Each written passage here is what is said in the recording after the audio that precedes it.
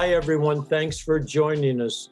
Before I do the intro, if Helen doesn't come on, we'll start with Bob Beitcher, and then Helen can come at the very end after Corinne reads her final poem.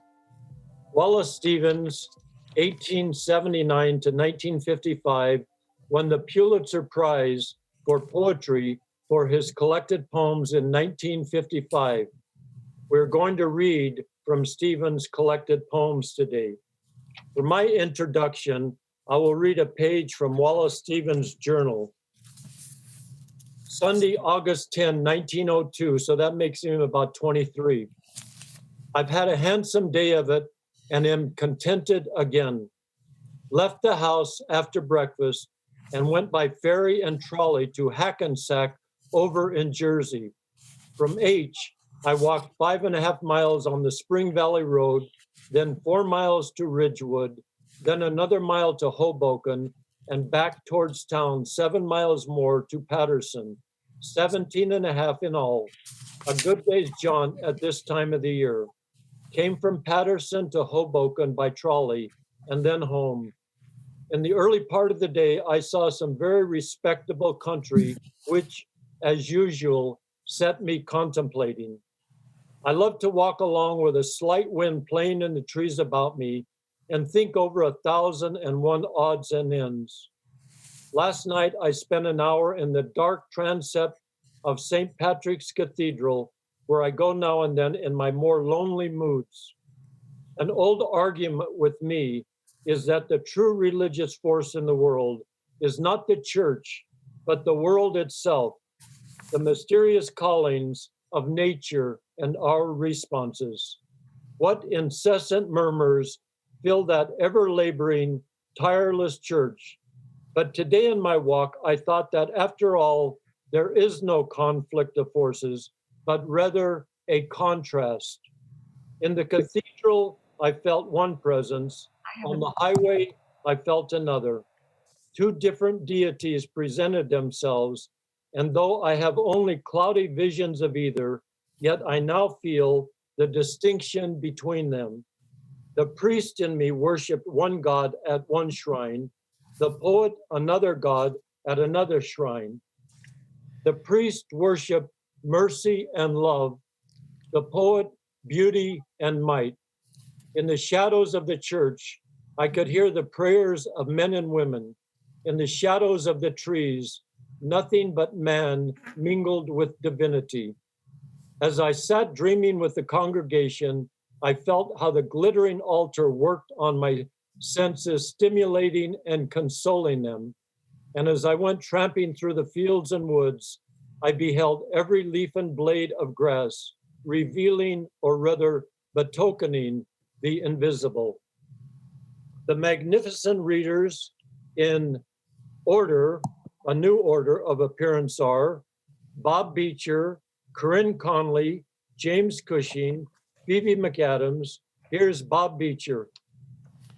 Thank you, Harry. The first poem I'm reading is The Emperor of Ice Cream. Call the roller of big cigars, the muscular one, and bid him whip in kitchen cups concupiscent curds. Let the wenches dawdle in such dress as they are used to wear, and let the boys bring flowers in last month's newspapers. Let B be finale of seam. The only emperor is the emperor of ice cream. Take from the dresser of deal, lacking the 3 glass knobs, that sheet on which she embroidered fantails once, and spread it so as to cover her face. If her horny feet protrude, they come to show how cold she is, and dumb. Let the lamp affix its beam. The only emperor is the emperor of ice cream. The next poem I'll be reading is Sunday Morning. Complacencies of the peignoir and late coffee and oranges in a sunny chair, and the green freedom of a cockatoo upon a rug mingle to dissipate. the holy hush of ancient sacrifice. She dreams a little, and she feels the dark encroachment of that old catastrophe as a calm darkens among water lights. The pungent oranges and bright green wings seem things in some procession of the dead, winding across wide water without sound. The day is like wide water without sound, stilled for the passing of her dreaming feet over the seas to silent Palestine, dominion of the blood and sepulchre. Why should she give her bounty to the dead? What is divinity if it can come only in silent shadows and in dreams? Shall she not find in comforts of the sun, in pungent fruit and bright green wings, or else in any balm or beauty of the earth, things to be cherished like the thought of heaven? Divinity must live within herself, passions of rain or moods in falling snow, grievings and loneliness or unsubdued elations when the forest blooms, gusty emotions on wet roads on autumn nights, all pleasures and all pains, remembering the bough of summer and the winter branch. These are the measures destined for her soul. Jove in the clouds had his inhuman birth. No mother suckled him. No sweet land gave large mannered motions to his mithy mind.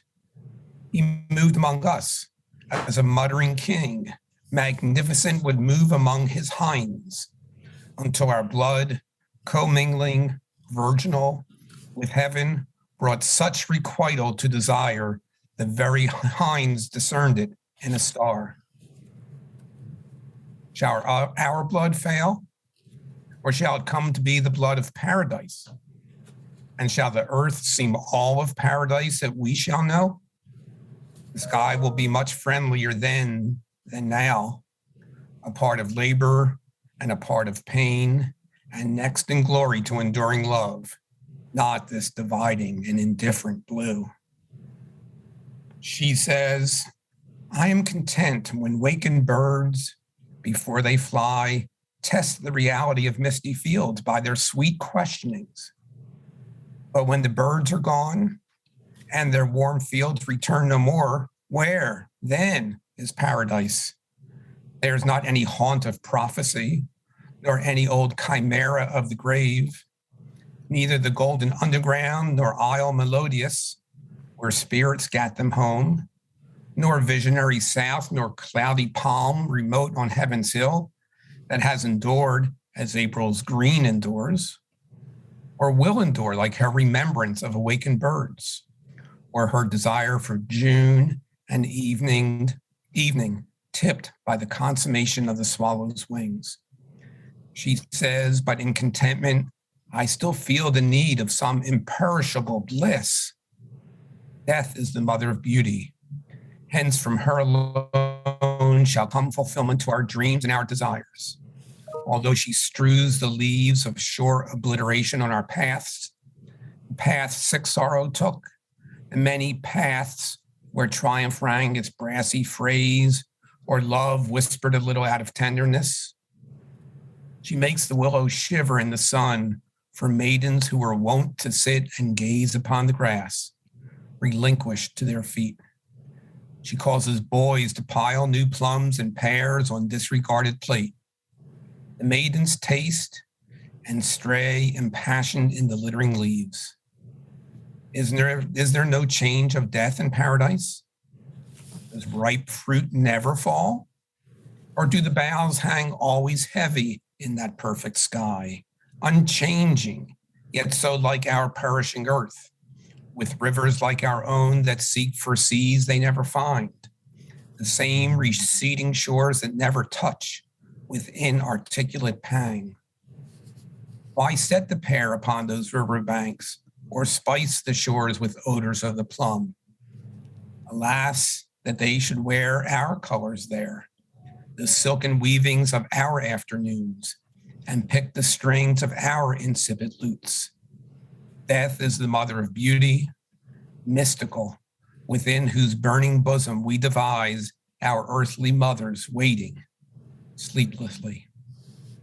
Supple and turbulent, a ring of men shall chant an orgy on a summer morn, their boisterous devotion to the sun, not as a god, but as a god might be, naked among them like a savage source.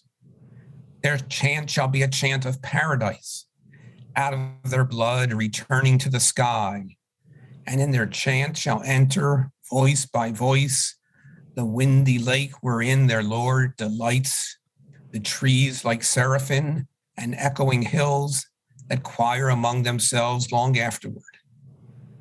They shall know well the heavenly fellowship of men that perish and of summer morn. And whence they came and whither they shall go, the dew upon their feet shall manifest. She hears upon that water without sound a voice that cries. The tomb in Palestine is not the porch of spirits lingering. It is the grave of Jesus where he lay. We live in an old chaos of the sun, or old dependency of day and night, or island solitude unsponsored, free of that wide water inescapable. Deer walk upon our mountains, and the quail whistle about us their spontaneous cries. Sweet berries ripen in the wilderness, and in the isolation of the sky, at evening, casual flocks of pigeon make ambiguous undulations as they sink downward to darkness on extended wings.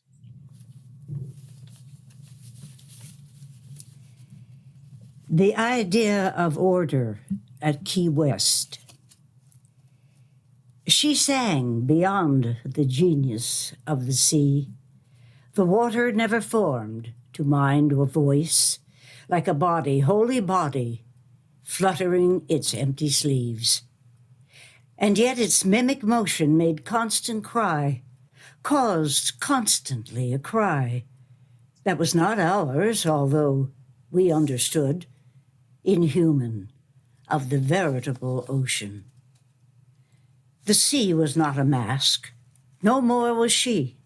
The song and water were not medleyed sound, even if what she sang was what she heard, since what she sang was uttered word by word. It may be that in all her phrases stirred the grinding water and the gasping wind, but it was she, and not the sea, we heard. For she was the maker of the song she sang.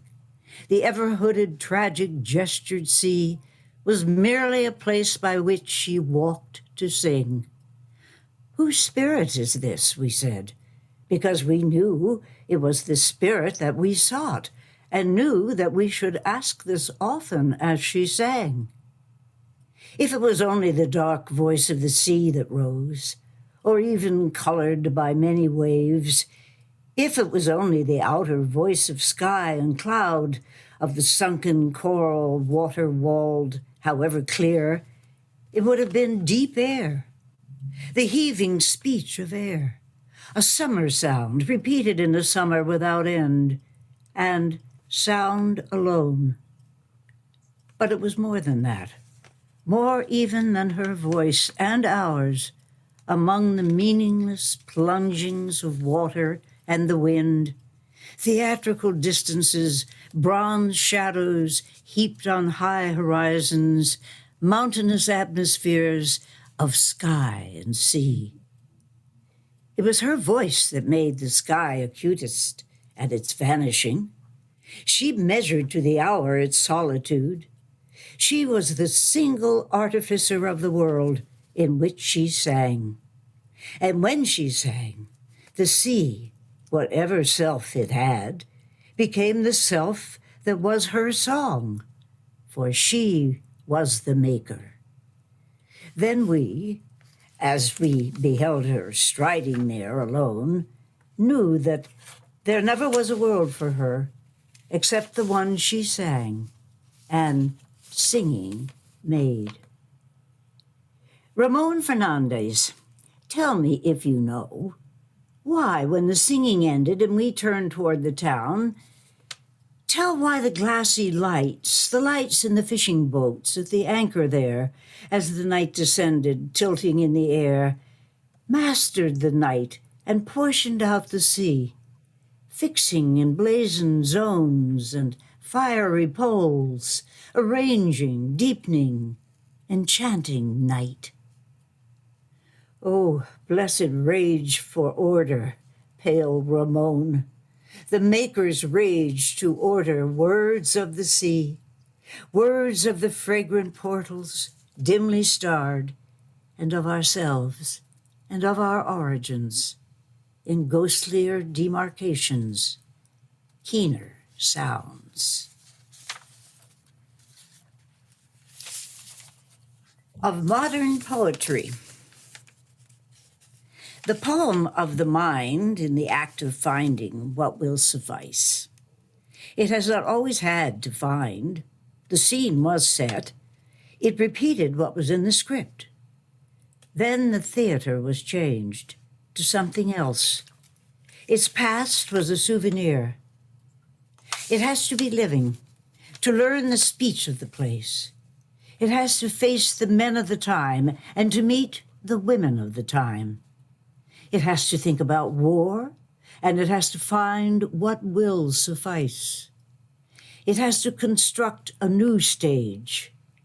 It has to be on that stage and, like an insatiable actor, slowly and with meditation, speak words that in the ear, in the delicatest ear of the mind, repeat exactly that which it wants to hear, at the sound of which an invisible audience listens, not to the play, but to itself, expressed in an emotion as of two people, as of two emotions becoming one. The actor is a metaphysician in the dark, twanging an instrument, twanging a wiry string that gives sounds passing through sudden rightnesses, wholly containing the mind, below which it cannot descend, beyond which it has no will to rise. It must be the finding of a satisfaction, and maybe of a man skating, a woman dancing, a woman combing, the poem of the act of the mind.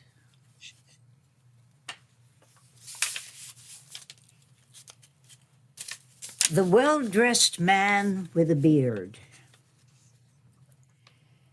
After the final no, there comes a yes. And on that yes, the future world depends.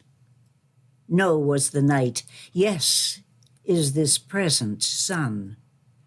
If she rejected things, the things denied, slid over the western cataract, yet one only, one thing that was firm even, no greater than a cricket's horn, no more than a thought to be rehearsed all day, a speech of the self that must sustain itself on speech. One thing remaining, infallible, would be enough. Ah, duce compagna of that thing. Ah, duce compagna, honey in the heart, green in the body, out of a petty phrase, out of a thing believed, a thing affirmed. The form on the pillow humming while one sleeps, the aureole above the humming house. It can never be satisfied, the mind, never.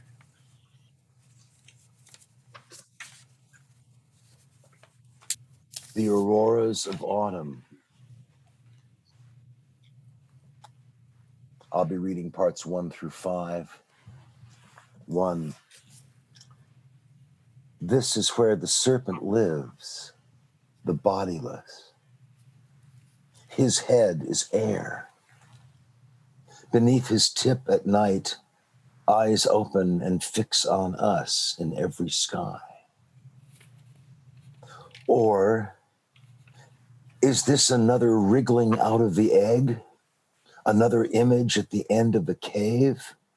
Another bodiless for the body's slough? This is where the serpent lives. This is his nest. These fields, these hills, these tinted distances, and the pines above and along and beside the sea. This is form gulping after formlessness, skin flashing to wished for disappearances, and the serpent body flashing without the skin. This is the height emerging. At its base, these lights may finally attain a pole in the midmost midnight and find the serpent there, in another nest. The master of the maze of body and air and forms and images, relentlessly in possession of happiness. That this is his poison, that we should disbelieve even that. His meditations in the ferns, when he moved so slightly to make sure of sun, made us no less as sure. We saw in his head, black beaded on the rock, the flecked animal, the moving grass, the Indian in his glade. 2. Farewell to an idea. A cabin stands deserted on a beach. It is white, as by a custom, or according to an ancestral theme, or as a consequence of an infinite course. The flowers against the wall are white, a little dried, a kind of mark trying to remind of a white that was different, something else last year or before, not the white of an aging afternoon, whether fresher or duller, whether of winter cloud or of winter sky, from horizon to horizon. The wind is blowing the sand across the floor. Here, being visible is being white, is being of the solid of white, the accomplishment of an extremist in an exercise. The season changes. A cold wind chills the beach. The long lines of it grow longer, emptier. A darkness gathers, though it does not fall, and the whiteness grows less vivid on the wall. The man who is walking turns blankly on the sand. He observes how the north is always enlarging the change with its frigid brilliances, its blue-red sweeps and gusts of grating kindlings, its polar green, the color of ice and fire and solitude. 3. Farewell to an idea. The mother's face, the purpose of the poem, fills the room. They are together here, and it is warm. With none of the prescience of oncoming dreams. It is evening. The house is evening, half dissolved. Only the half they can never possess remains, still starred. It is the mother they possess, who gives transparence to their present peace. She makes that gentler that can gentle be. And yet she too is dissolved. She is destroyed. She gives transparence, but she has grown old. The necklace is a carving, not a kiss. The soft hands are a motion, not a touch. The house will crumble and the books will burn. They are at ease in the shelter of the mind. And the house is of the mind, and they and time together, all together. Boreal night will look like frost as it approaches them. And to the mother as she falls asleep, and as they say, good night, good night. Upstairs, the windows will be lighted, not the rooms. A wind will spread its windy grandeurs round and knock like a rifle butt against the door. The wind will command them with invisible sound. 4. Farewell to an idea. The cancellings, the negations are never final. The father sits in space wherever he sits, of bleak regard, as one that is strong in the bushes of his eyes. He says no to no, and yes to yes. He says yes to no, and in saying yes, he says farewell. He measures the velocities of change. He leaps from heaven to heaven more rapidly than bad angels leap from heaven to hell in flames. But now, he sits in quiet and green a day. He assumes the great speeds of space and flutters them from cloud to cloudless, cloudless to keen, clear, in flights of eye and ear. The highest eye and the lowest ear, the deep ear that discerns at evening things that attend it until it hears the supernatural preludes of its own. At the moment when the angelic eye defines its actors approaching in company in their masks. Master, oh master seated by the fire, and yet in space and motionless, and yet of motion the ever-brightening origin. Profound, and yet the king, and yet the crown. Look at this present throne. What company in masks can choir it with naked wind? 5. The mother invites humanity to her house and table. The father fetches tellers of tales and musicians who muse much on the tales. The father fetches dancing girls to dance among the children, like curious ripenesses of pattern in the dances ripening. For these, the musicians make insidious tones, clawing the sing-song of their instruments. The children laugh and jangle a tinny time. The father fetches pageants out of air, scenes of the theater, vistas and blocks of woods and curtains, like a naive pretense of sleep. Among these, the musicians strike the instinctive poem.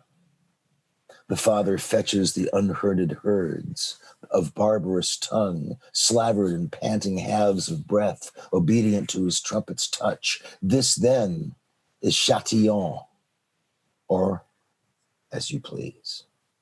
We stand in the tumult of a festival. What festival? This loud, disordered mooch? These hospitaliers? These brute-like guests? These musicians dubbing at a tragedy, a dub, which is made up of this, that there are no lines to speak. There is no play, or the persons act one merely by being here. 6. It is a theater floating through the clouds, itself a cloud, although of misted rock and mountains running like water, wave on wave, through waves of light. It is of cloud transformed to cloud transformed again, idly, the way a season changes color to no end, except the lavishing of itself in change, as light changes yellow into gold, and gold to its opal elements and fire's delight. splashed the wide wise because it likes magnificence and the solemn pleasures of magnificent space. The cloud drifts idly through half thought of forms. The theater is filled with flying birds, wild wedges as of a volcano's smoke, palm-eyed and vanishing, a web in a corridor of massive portico. A capital, it may be, is emerging or has just collapsed. The denouement has to be postponed. This is nothing until in a single man contained. Nothing until this named thing, nameless is and is destroyed. He opens the door to his house on flames. The scholar of one candle sees an Arctic effulgence flaring on the frame of everything he is, and he feels afraid. 7. Is there an imagination that sits enthroned, as grim as it is benevolent, the just and the unjust, which in the midst of summer stops to imagine winter?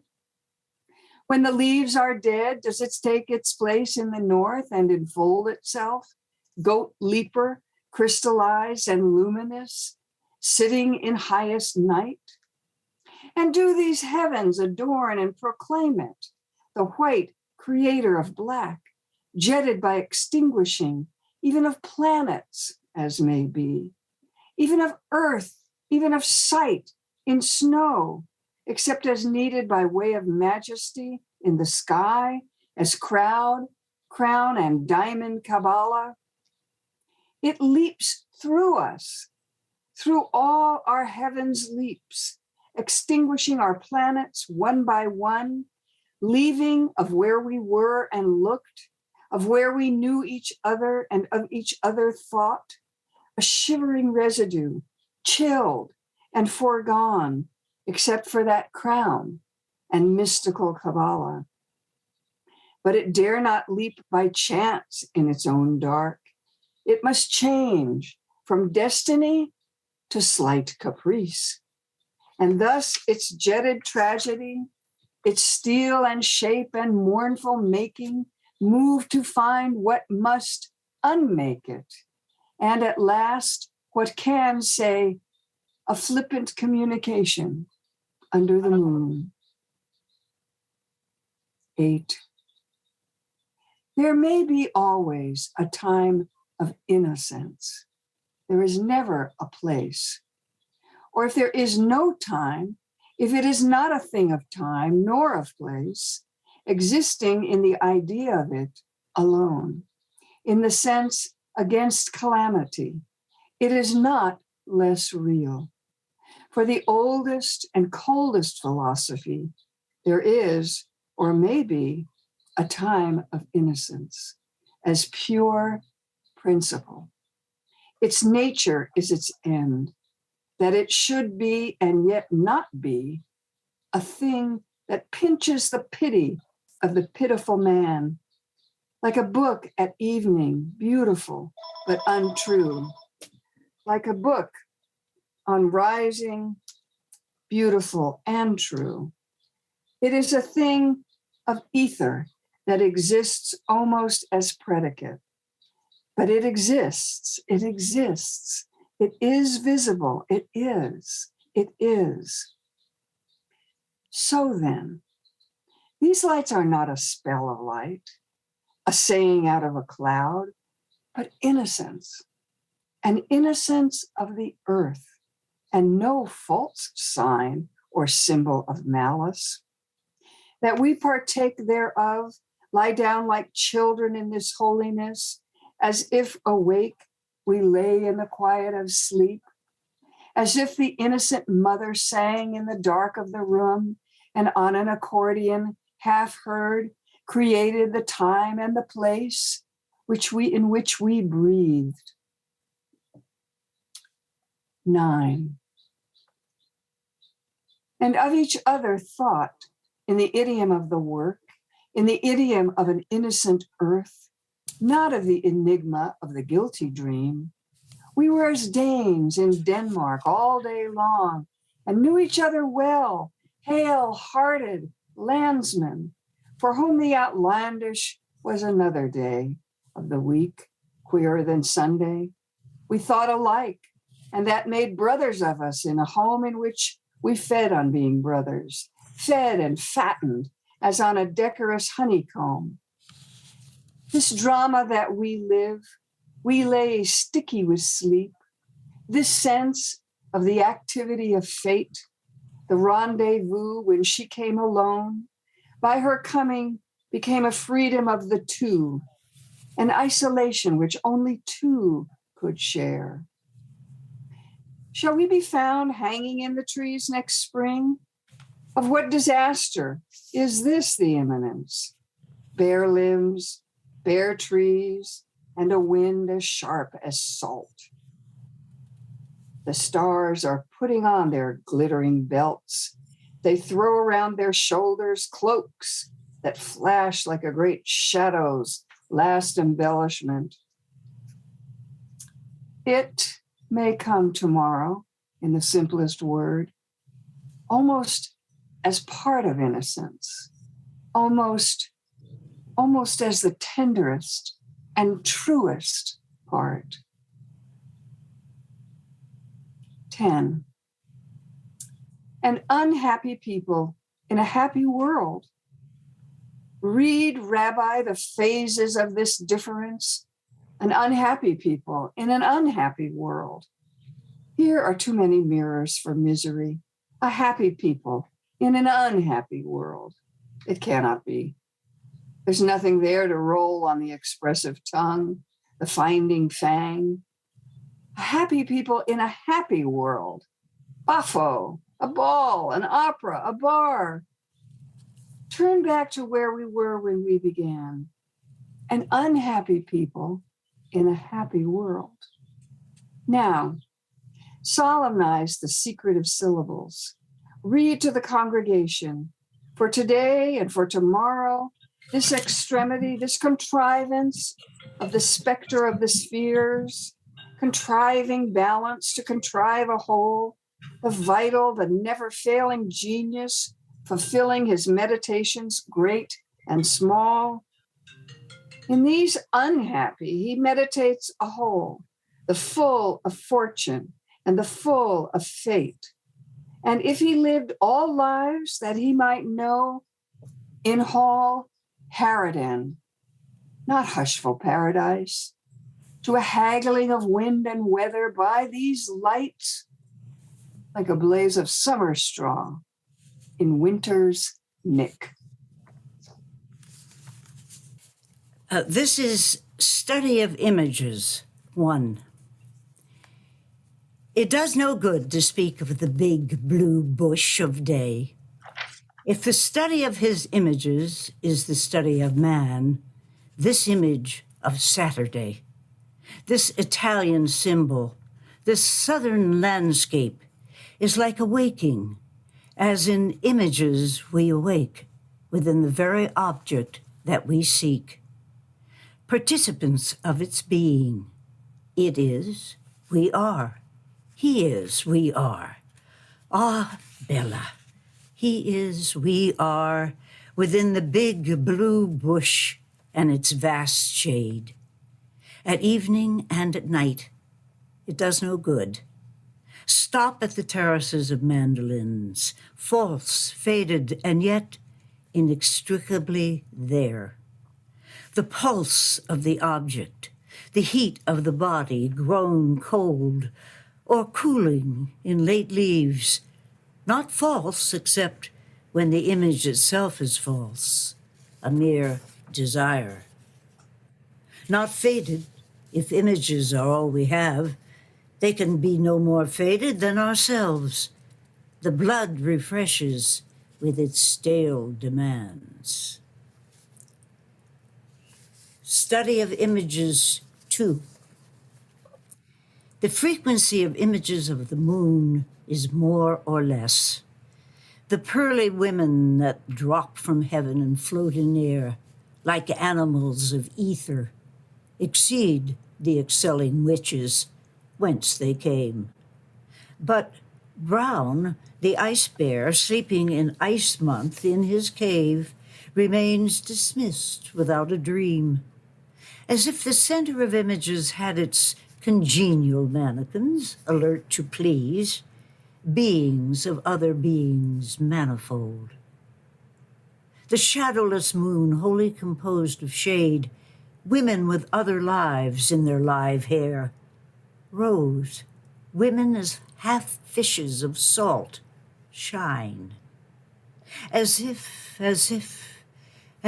the disparate halves of things were waiting in a betrothal known to none, awaiting espousal to the sound of right joining, a music of ideas, the burning and breeding and bearing birth of harmony, the final relation, the marriage of the rest.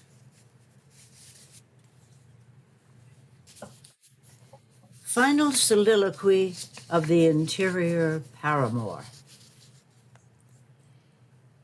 Light the first light of evening, as in a room in which we rest, and, for small reason, think the world imagined is the ultimate good. This is, therefore, the intensest rendezvous. It is in that thought that we collect ourselves, out of all the indifferences, into one thing. Within a single thing, a single shawl, wrapped tightly around us, since we are poor, a warmth, a light, a power, the miraculous influence. Here, now, we forget each other and ourselves. We feel the obscurity of an order, a whole, a knowledge, that which arranged the rendezvous. Within its vital boundary in the mind, we say God and the imagination are one. How high that highest candle lights the dark. Out of the same light, out of the central mind, we make a dwelling in the evening air, in which being there together is enough.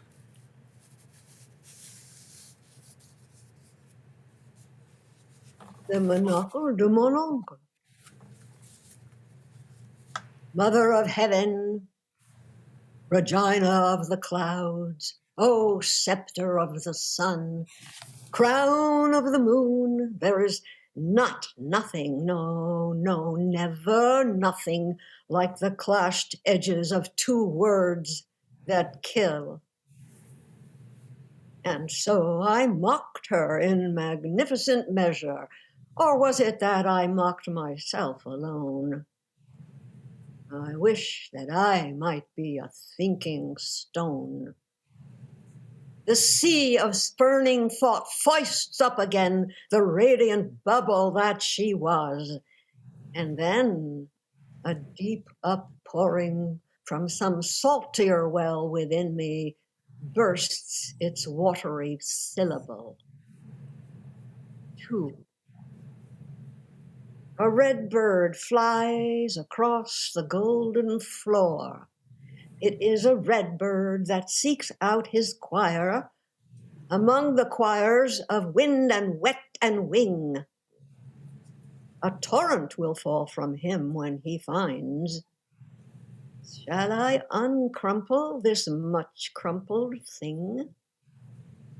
I am a man of fortune greeting airs, for it has come that thus I greet the spring. These choirs of welcome choir for me farewell. No spring can follow past meridian, yet you persist with anecdotal bliss to make believe a starry connaissance. 3. Is it for nothing, then, that old Chinese sat titivating by their mountain pools, or in the Yangtze studied out their beards? I shall not play the flat historic scale. You know how Utamaro's beauties sought the end of love in their all-speaking braids. You know the mountainous coiffures of Bath. Alas, have all the barbers lived in vain, that not one curl in nature has survived? Why, without pity on these studious ghosts, do you come dripping in your hair from sleep? This luscious and impeccable fruit of life falls, it appears, of its own weight to earth. When you were Eve, its acrid juice was sweet, untasted in its heavenly orchard air. An apple serves as well as any skull to be the book in which to read around, and is as excellent in that it is composed of what, like skulls, comes rotting back to ground. But it excels in this, that as the fruit of love, it is a book too mad to read before one merely reads to pass the time. 5. In the high west, there burns a furious star. It is for fiery boys that star was set, and for sweet-smelling virgins close to them. The measure of the intensity of love is measure also of the verve of earth. For me, the firefly's quick electric stroke ticks tediously the time of one more year. And you? Remember how the crickets came out of their mother grass, like little kin in the pale nights when your first imagery found inklings of your bond to all that dust. 6. If men at 40 will be painting lakes, the ephemeral blues must merge for them in one, the basic slate, the universal hue. There is a substance in us that prevails, but in our amours, amorists discern such fluctuations that their scrivening is breathless to attend each quirky turn. When amorists grow bold, then amours shrink into the compass and curriculum of introspective exiles lecturing. It is a theme for hyacinth alone. 7.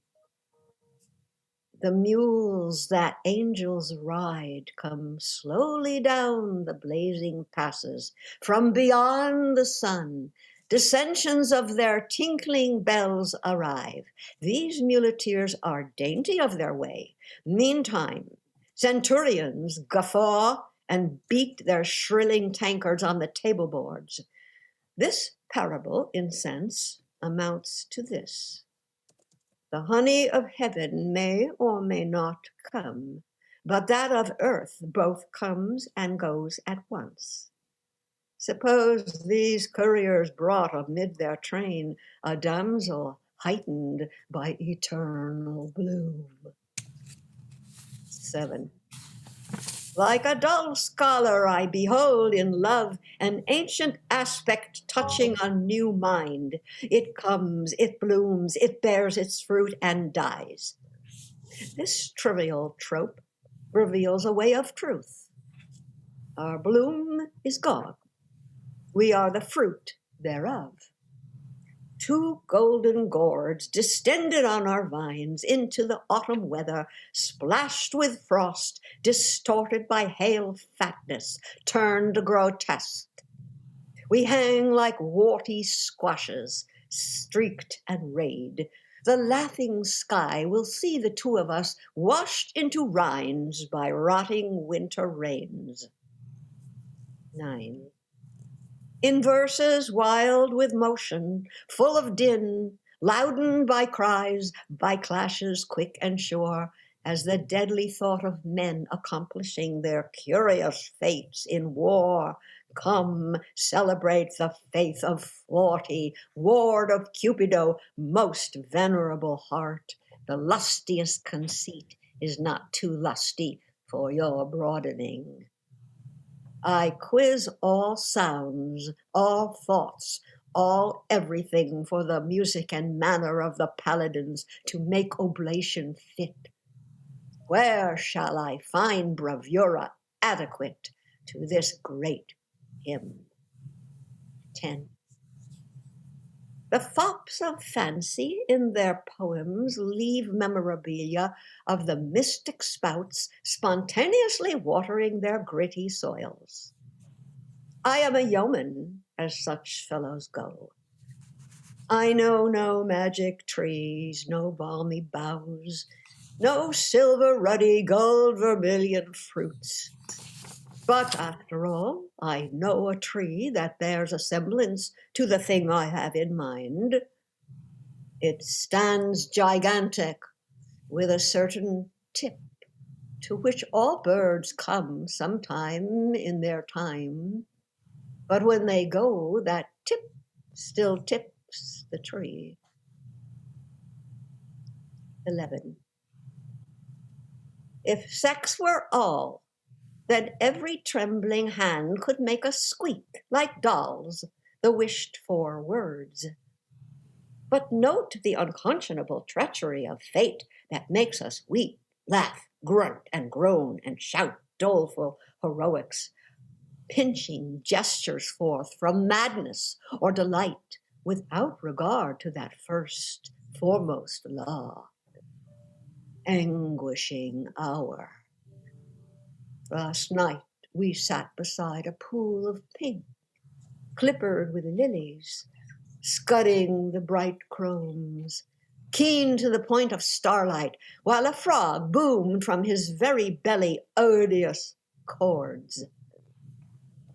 12.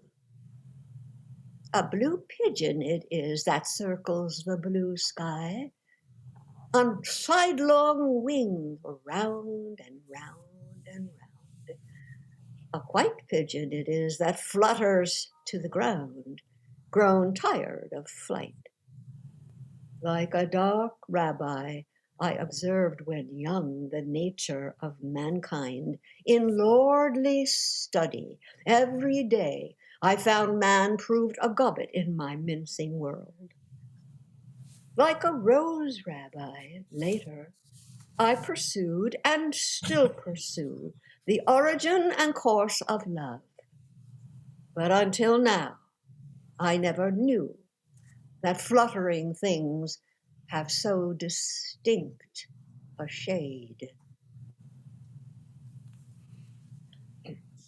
Of the surface of things. 1. In my room, the world is beyond my understanding. But when I walk, I see that it consists of 3 or 4 hills and a cloud. From my balcony, I survey the yellow air, reading where I have written, "The spring is like a belle undressing." 3. The gold tree is blue. The singer has pulled his cloak over his head. The moon is in the folds of the cloak. Thank you all for such a wonderful reading. I could listen to you go on forever. It's such a deep pleasure reading and listening to Stevens' poetry. We have like 4 minutes left, so let's go around starting with the first reader, Bob Beitcher, and say a little bit about your poem or the reading itself. Mr. Bob Beitcher. Yes, thank you, Harry. Well, I think I've said this to you before, Harry. If I got to live my life over again, it would be as a Wallace Stevens scholar, and I would devote the rest of my life to Stevens's poetry and probably get to a very old age still having scratched some holes in my head from wondering exactly where I am. But the one phrase that stands out to me in the poem that I read is the ambiguous undulations.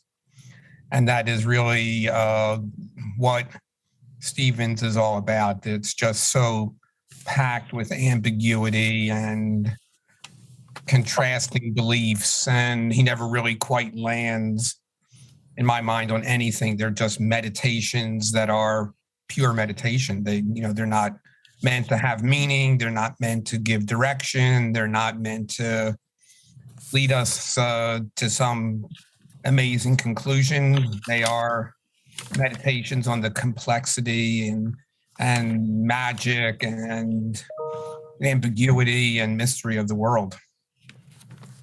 Well said, Bob. Corinne? Yes, I appreciate what Bob said, and I think because I get the feeling when I'm reading Wallace Stevens that I should be more of a scholar to understand it. I find a lot of it quite puzzling and very cerebral.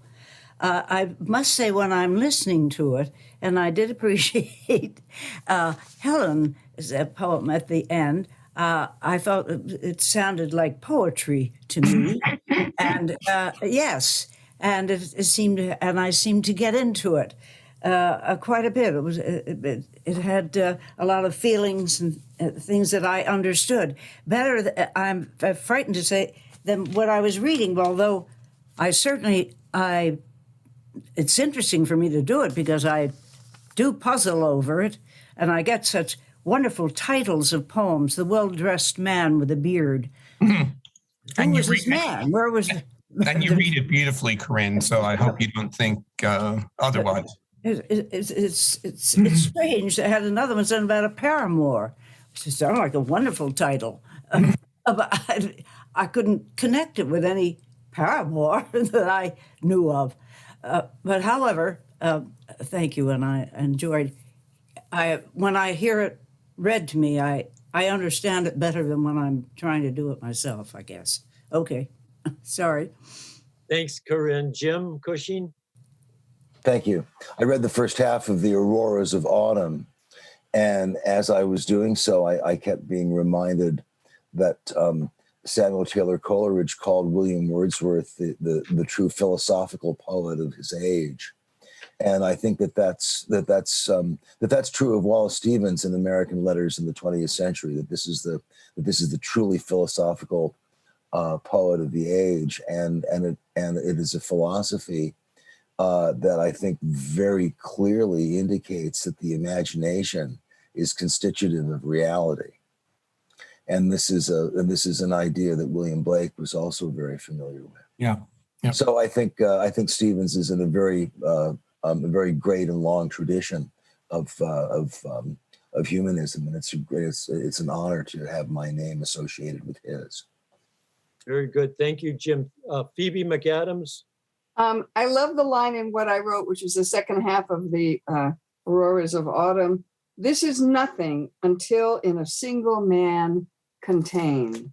That everything, it is nothing unless it is imagined in a single man. And I spent a lot of time with a woman named Marie Baroff, who, Bob, is a Yale Stevens scholar. She's a wonderful, wonderful reader of Stevens. And she has a lecture, which I sent the link to Jim and Harry, on the Auroras of Autumn. Oh, nice. And it was wonderful. And she was so helpful to clarify what this is about. Could someone pass that link on to me as well? I'd love to. Yeah. Harry, I think I sent you the link. Marie Baroff, she died a couple of years ago, but she was she was actually the first professor at Yale who was a woman. And she was a great scholar of Stevens. She probably read too much Stevens and her head exploded. She seems to be not at all. She gets it. She's really clear about it. It was illuminating. Thank you, Phoebe. Thank you, Harry. And lastly, Helen Richman, who read beautifully, as all of you did. Well, as James referenced to imagination and reality, absolutely, so do I with his poems. But as a reader, I feel you must accept and give as much power to each, the imagination and the reality. And then you have a fullness that he's trying to express. Yeah. Very good. Thank you, Helen. And here's our director, the wonderful Jennifer Clymer. Jen, can I interject one thing? before you speak. So just coincidentally, I've taken a deep dive into one of my favorite authors, Kurt Vonnegut. Ah, And as strange as it sounds, because there couldn't be two more different worlds than Vonnegut's and Wallace Stevens, Vonnegut is the late 20th century Wallace Stevens. Because if you read something like, almost any of his books, but Slaughterhouse-Five, it is really about imagination and reality and the mysteries of time, or the deconstruction of time. It just reminds me so much of Wallace Stevens. Maybe more of a sense of humor than Stevens has, but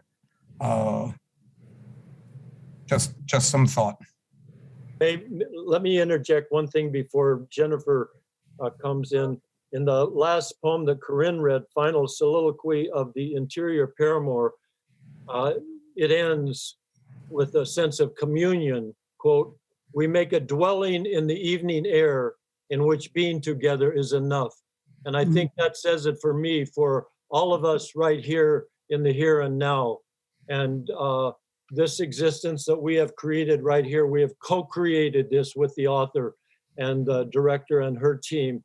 And so thank you all very much for your wonderful contributions to poetry itself. That's what we're serving, not only MPTF, but to poetry. And here's Jennifer Clymer.